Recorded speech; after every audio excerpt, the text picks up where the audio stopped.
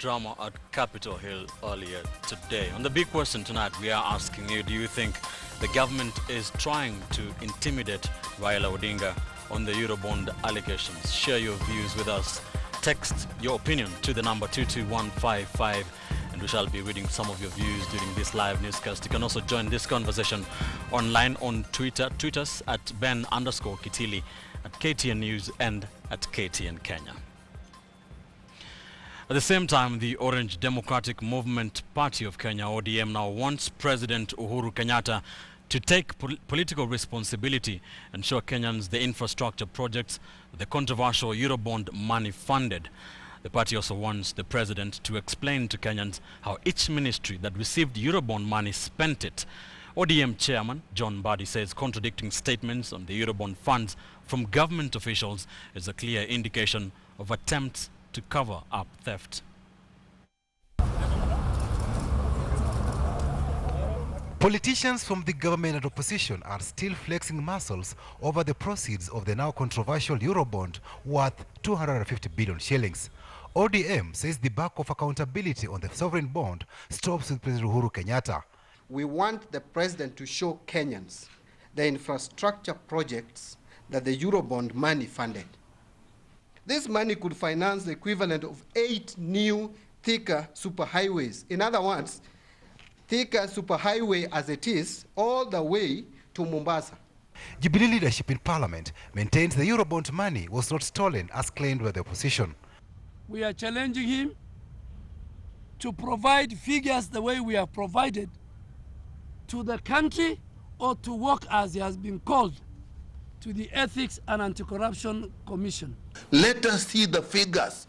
Let us see the projects. It is not how many people come on the street and shout, no money was lost.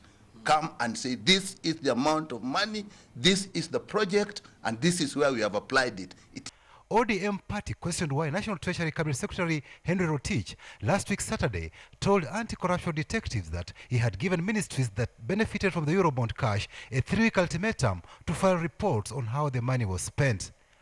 If you are telling us that there is no money lost, then you are asking us to give you 3 weeks money to account for it. Are you not contradicting yourself? What is the official position of government? Is it that there is no money lost, or that they still don't know whether there is money lost? They are seeking for answers from the...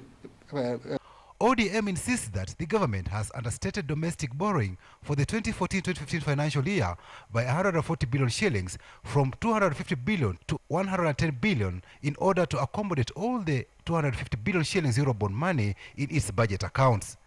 ODM party leader Raila Odinga declined a Thursday invitation to share his dossier on the Eurobond with anti-corruption detectives, even as Jubilee demanded compliance.